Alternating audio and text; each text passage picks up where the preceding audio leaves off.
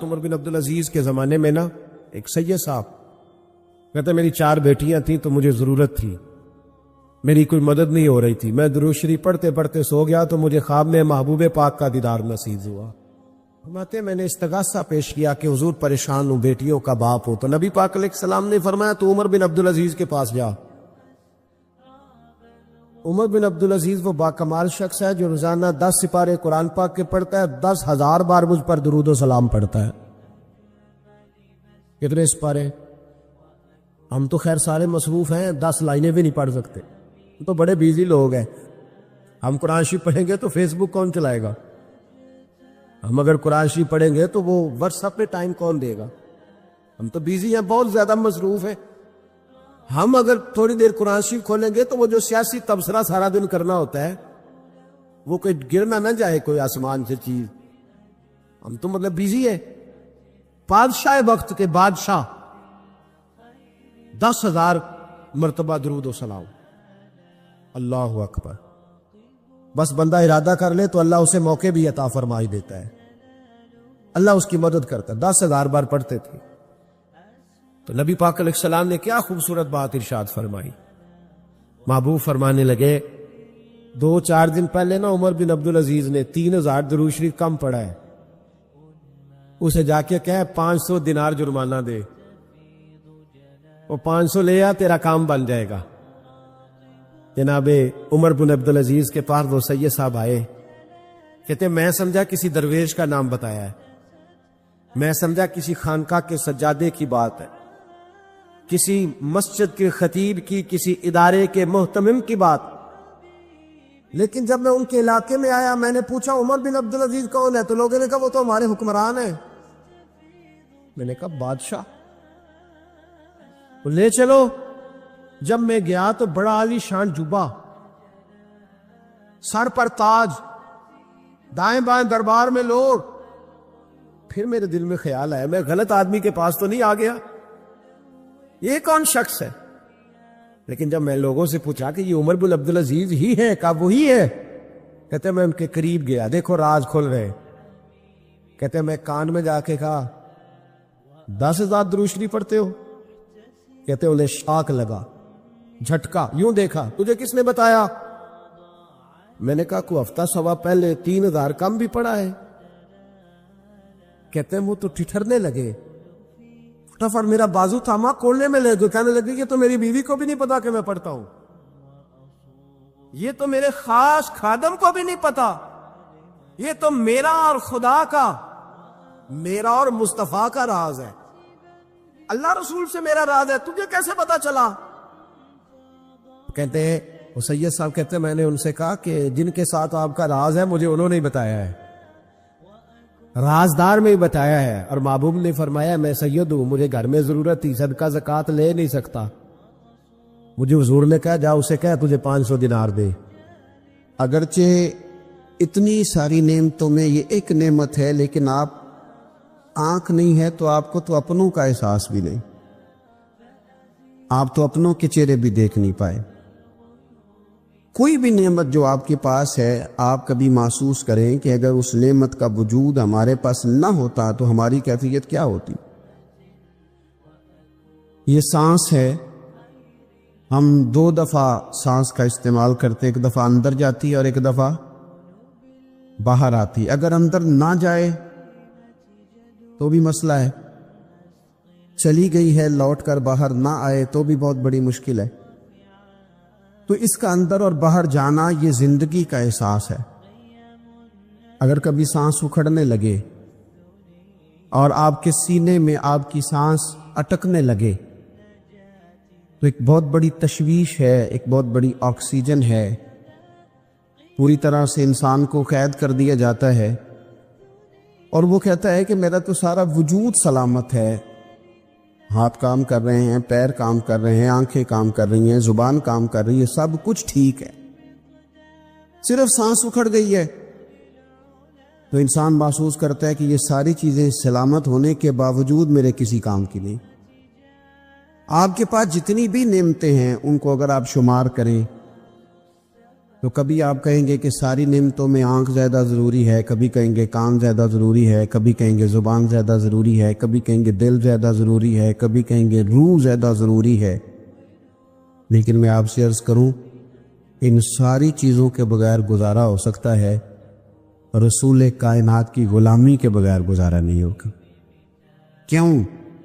اس لیے کہ اگر حضور کی شفقت نہ ہو، نبی پاک علیہ السلام کی رحمت نہ ہو، وہ ابن القیم نے ایک جگہ پہ کہا تھا کہ یہ حضور نے ہمیں انسان بنایا ہے، یہ نبی پاک علیہ السلام نے انسانیت کے اسباق پڑھائے ہیں، اخلاقی رویے کیا ہوتے ہیں حضور نے بتلائے ہیں۔ اگر حضور کا کرم نہ ہوتا تو انسان ایک دوسرے کو کاٹ کے کھاتا۔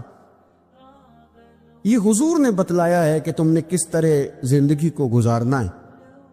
محبوب کریم علیہ السلام کا وجود نور ایک ایسی چیز ہے کہ اگر وہ کائنات سے معاذ اللہ سائڈ پہ کر دیا جائے تو اس کائنات کا قائم رہنا کسی صورت بھی ممکن ہے ہی نہیں۔ اسی لیے تو اقبال نے کہا تھا کہ ہو نہ یہ پھول تو بلبل کا ترنم بھی نہ ہو، چمن دہر میں کلیوں کا تبسم بھی نہ ہو نہ یہ ساکی تو پھر میں بھی نہ ہو، خم بھی نہ ہو، اور بزم توحید بھی دنیا میں نہ ہو، تم بھی نہ ہو۔ وہ بڑی بات کہہ گئے ہیں، میں نے بھی اس کو کوئی نہیں کھولنا۔ کہتے ہیں بزم توحید بھی دنیا میں نہ ہو، تم بھی نہ ہو، خیمہ افلاک کا استادہ اسی نام سے ہے، اور نبض ہستی تپش آمادہ اسی نام سے ہے۔ تو اقبال پھر ہمیں کرنا کیا ہے؟ کہنے لگے کرنا آپ کو یہ ہے کہ قوت عشق سے ہر پست کو بالا کر دے اور دہر میں اسم محمد سے اجالا کر دے۔ یہ کرنے کا کام ہے، اس رستے پہ آپ چل پڑیں۔ میرے بھائی، پہلی امتوں کے آپ تذکرے پڑھ لیں، کتابوں میں موجود ہیں، سورہ آراف کو دیکھ لیں، اس میں بہت ساری چیزوں کا تذکرہ کر دیا گیا ہے، اور بھی قرآن مجید کی بے شمار صورتیں ہیں، آپ ان کو دیکھ لیں، اس پر غور کر لیں۔ جب قومیں نہیں مانتی تھی، انکار کرتی تھی، تو اللہ تبارک و تعالیٰ انہیں تباہ کر دیتا تھا۔ بات نہیں مانی، ختم ہو گئی۔ ایک مقصد ہے نا جس کے لیے کسی چیز کو بنایا گیا، تو مقصد تخلیق انسانیت کیا ہے کہ وَمَا خَلَقْتُ الْجِنَّ وَالْإِنسَ إِلَّا لِيَعْبُدُونَ، جنوں اور انسانوں کو اللہ نے اپنی عبادت کے لیے پیدا کیا، اور ان کو جب عبادت کی دعوت دی گئی، جب انہیں پیغام دیا گیا اللہ تعالیٰ کی توحید کا، انہوں نے نہیں مانا، تو جس مقصد کے لیے بنایا تھا جب اس طرف ہی نہیں آئے۔ یہ پنکھا لگایا جاتا نا ہوا کے لیے، تو اگر پنکھا ہوا نہ دے تو اس کا کوئی چھت پہ کام ہے؟ اس کو اتار کے تو آپ سکریب والے کے پاس بھیج دیں گے، بھی ختم ہو گئی بات۔ تو مقصد جو تھا نا اللہ کی عبادت تھی، تو جب قومیں اللہ کی عبادت کی طرف نہیں آئیں تو اللہ نے انہیں تباہ کر دیا اور صفحہ ہستی سے مٹا دیا۔ اللہ تعالیٰ کے پیارے محبوب علیہ السلام نے کفار مکہ کو، قریش کو، عالم عرب کو، عالم انسانیت کو دعوت دی، وَدَاعِيًا إِلَى اللَّهِ بِإِذْنِهِ وَسِرَاجًا مُنِيرًا۔ اس منصب پر فائز ہو کر حضور نے دعوت دی۔ جب انہوں نے دعوت کا انکار کیا، حضور نے انہیں عذاب سے ڈرایا، اللہ کے عذاب سے، چونکہ حضور نذیر ہے۔ انہوں نے یہ کہا کہ اگر آپ کہتے ہیں نا کہ ہم پر عذاب آئے گا تو پھر آپ وہ عذاب لے آئیں، ہم پہ آئے۔ جب کوئی آدمی منہ سے تباہی مانگے، جب کوئی شخص اپنے منہ سے یہ کہے کہ کر لیں جو ہوتا ہے معاذ اللہ، تو اگر تو سامنے والا کمزور ہو تو شاید وہ کچھ نہ کر سکے، لیکن یاد رکھنا کئی دفعہ کمزور ہوتا ہے تو کچھ نہیں کرتا، تو کئی دفعہ مہربان بڑا ہوتا ہے، رحمان اور رحیم کئی دفعہ کرم نوازی کرتا ہے۔ جب انہوں نے کہا نا کہ لائیں وہ عذاب ہے محبوب جس کا آپ وعدہ کرتے ہیں، تو اللہ نے کیا فرمایا؟ فرمایا وَمَا كَانَ اللَّهُ لِيُعَذِّبَهُمْ وَأَنْتَ فِيهِمْ۔ محبوب رب کی یہ شان ہی نہیں کہ انہیں عذاب دے، کیوں؟ اس لیے کہ آپ ان کے درمیان موجود ہیں۔ اے محبوب علیہ الصلوۃ والسلام، اللہ کی یہ شان نہیں کہ انہیں عذاب دے اس حال میں کہ آپ ان کے درمیان موجود ہیں۔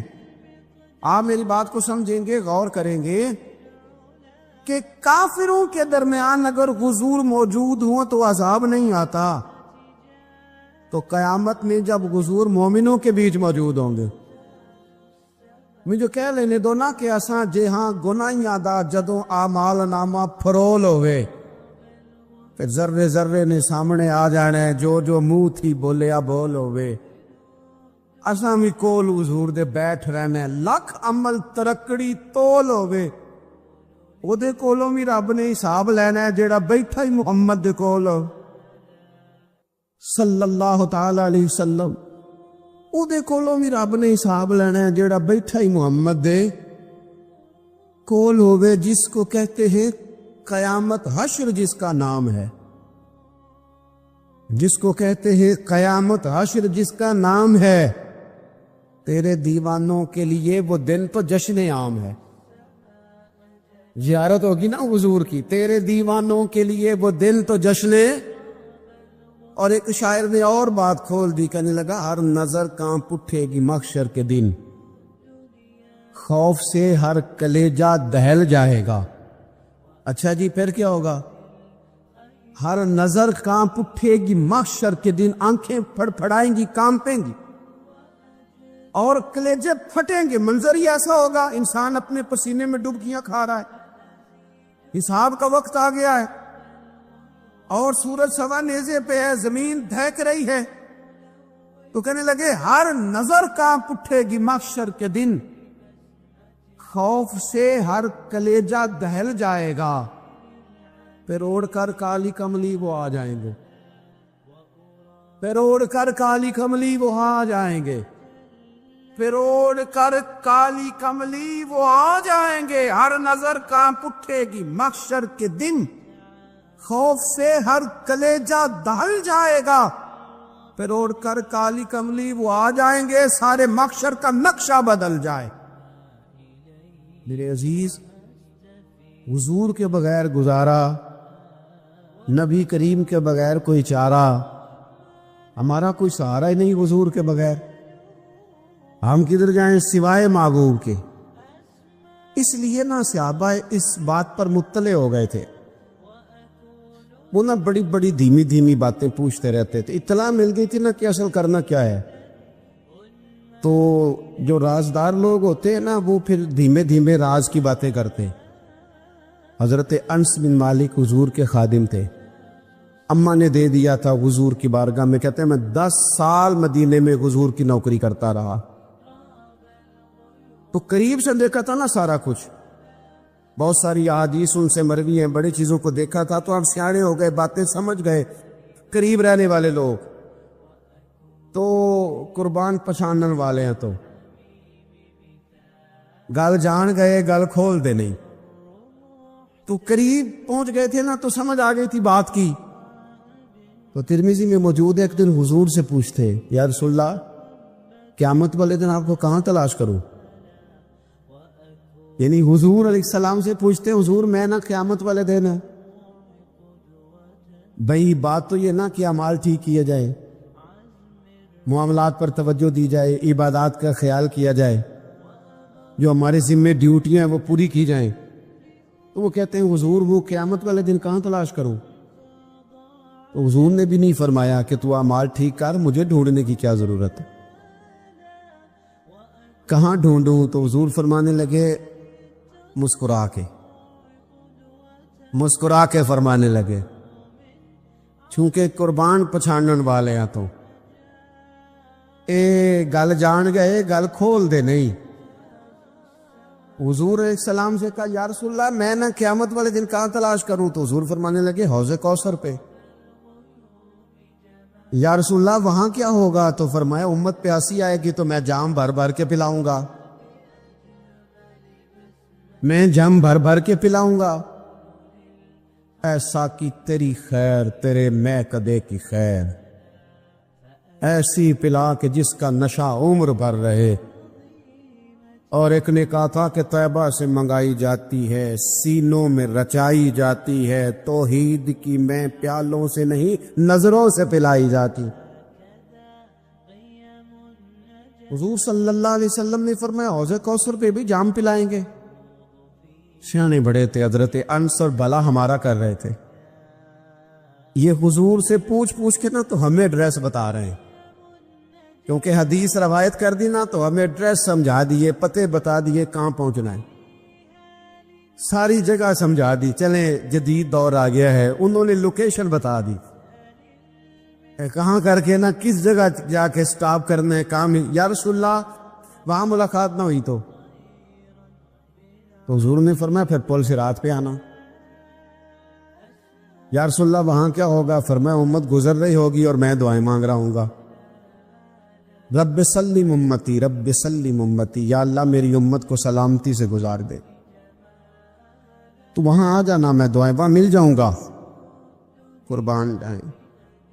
فاضل بریلوی بول پڑے، کہنے لگے خدا کی رضا چاہتے ہیں دو عالم، خدا چاہتا ہے رضائے محمد، اجابت کا جوڑا عنایت کا سہرا، دلہن بن کے نکلی دعائے محمد، اجابت میں جھک کر گلے سے لگایا بڑی ناز سے جب دعائے محمد، رضا اب پل سے وجد کرتے گزریے کہ ہے رب سلم دعائے محمد صلی اللہ۔ تو عرض کی یا رسول اللہ وہاں ملاقات نہ ہوئی تو؟ میں نے کہا وہ ہمیں لوکیشن سمجھا رہے تھے، انہیں تو پتا تھا پہلے ہی، ایک قربان پچھانن والے ہیں تو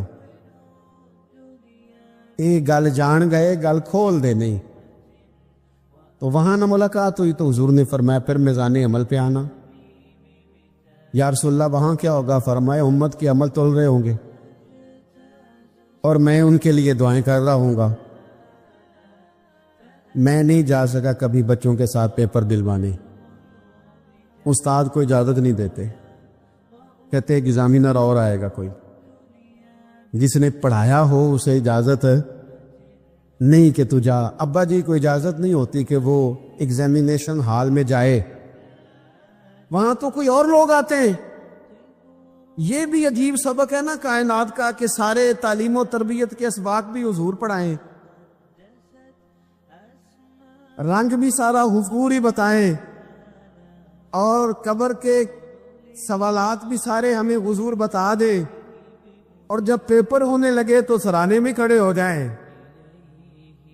تو پھر کہہ لینا ایک دفعہ پھر کہ وہ دیکھو لو کہ رب نے حساب لینا جیڑا بیٹھا ہی محمد دیکھو لو۔ بندے اپنے مالک سے بڑا پیار کرتے ہیں، اپنے رب کے ساتھ ان کا رشتہ بڑا محبتوں والا ہے۔ یہ تو ہو گئی اللہ تعالیٰ کی محبت۔ پھر نبی پاک صلی اللہ تعالی علیہ وسلم نے ارشاد فرمایا کہ تم میں سے کوئی شخص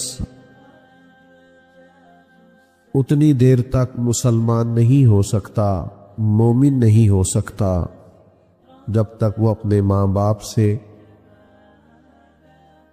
اپنی اولاد سے اور تمام لوگوں سے بڑھ کر مجھ سے پیار نہ کرے۔ تو اللہ سے بھی محبت کرنی ہے اور ہر چیز سے بڑھ کر نبی پاک صلی اللہ تعالی علیہ وسلم سے بھی پیار کرنا۔ گویا اللہ اور اس کے رسول صلی اللہ علیہ وسلم کی محبت کامل ہوگی تو پھر ہی ایمان مکمل ہوگا، پھر ہی انسان کو ذائقہ اور لطف اور شوق نصیب ہوگا۔ میرے عزیز یاد رکھیے گا، انسان کو اللہ تعالیٰ نے جب دل دیا ہوتا ہے اور اس کے سینے کے اندر دھڑکنیں رکھی ہوتی ہیں تو کوئی نہ کوئی محبت تو وہ کرتا ہی ہے۔ بعض لوگوں کو دولت سے پیار ہو جاتا ہے، صبح و شام اپنے لاکھ کو دو کو چار کرنے کے چکر میں پڑے رہے۔ کچھ لوگوں کو اقتدار سے، کرسی سے، حکومت سے محبت ہو جاتی ہے۔ وہ بیچارے کہیں نیکی کا کام کرنے بھی جائیں، وہ بیچارے کہیں جنازہ پڑھنے بھی جائیں، کچھ بھی کرنے چاہیں تو نقطہ نظر سیاست رہتی۔ کچھ لوگوں کو شہرت سے بہت پیار ہو جاتا ہے، وہ ہر وقت چاہتے ہیں ان کی تعریفیں ہو، ان کے دل میں یہ خواہش مچلنے لگتی ہے کہ ہر وقت کوئی نہ کوئی ان کے گن گاتا رہے، ہر وقت کوئی نہ کوئی کسی نہ کسی جملے سے انہیں یاد کرتا رہے۔ یہ شہرت کی محبت، دولت کی محبت، اقتدار کی محبت، یہ انسان کے باطن کو اجاڑ دیتی ہے۔ اس کے جو روحانی معاملات ہوتے ہیں وہ سارے خراب ہو جاتے ہیں، کوئی کام بھی اللہ کی رضا کے لیے نہیں کر پاتا، ہر وقت اس شوق میں لگے رہنا کہ میں کوئی بھی کام خیر کا کروں تو اس میں میری تعریف ہو، میری ستائش ہو، میرے لیے یہ جملے کہے جائیں کہ میں بڑا عظیم آدمی ہوں، میں بڑی خدمات سر انجام دیتا ہوں۔ اور آج کل تو نچلی سطح سے لے کر اوپر تک یہی حال ہے کہ لوگ کام کرنے کے لیے نہیں کرتے، کام دکھانے کے لیے کرتے۔ اس کے نتائج یہ ہے کہ جو روحانی زندگی ہے نا، بندہ عبادت کرے، خدمت کرے، کوئی ڈیوٹی کرے تو اپنے رب کے قریب چلا جائے۔ وہ بعض لوگ نیکی کا کام کر کے بھی وہ روحانیت نہیں حاصل کر پاتے۔ اس پر اللہ کے پیارے حبیب صلی اللہ تعالی علیہ وسلم کا ایک فرمان سمجھنے کے لیے اور سیکھنے کے لیے بڑا اہم ہے۔ کریم فرماتے ہیں کہ دو بھوکے بھیڑیا ویسے ہی خطرناک ہوتا ہے، اور اگر بھوکا ہو تو پھر اور خطرناک ہو گیا۔ حضور فرماتے ہیں دو بھوکے بھیڑیے بکریوں کے ریوڑ میں چھوڑ دیے جائیں تو وہ اتنا نقصان نہیں کرتے جتنی دولت اور شہرت کی محبت انسان کے باطن کا نقصان کرتی۔ اجڑ جاتا ہے باطن، برباد ہو جاتی ہے کیفیات، وہ جو خاص لذات ہوتی ہیں مسجد حاضر ہونے کی، عبادت کرنے کی، غریبوں کی مدد کرنے کی، وہ ساری لذات چلی جاتی۔ وہ دکھانا، سکھانا، سنانا، فیس بک پہ ڈالنا، انہی چکروں میں الجھ کر لوگ اپنی روحانی زندگی کو ضائع کر بیٹھتے۔ اور اس پر پھر ایک بڑی مضبوط حدیث بخاری مسلم میں اس طرح بھی موجود ہے کہ حضور علیہ الصلوۃ نے فرمایا قیامت والے دن اللہ کے حضور ایک شخص کو کھڑا کیا جائے گا جس نے سخاوت بڑی کی ہوگی، لاکھوں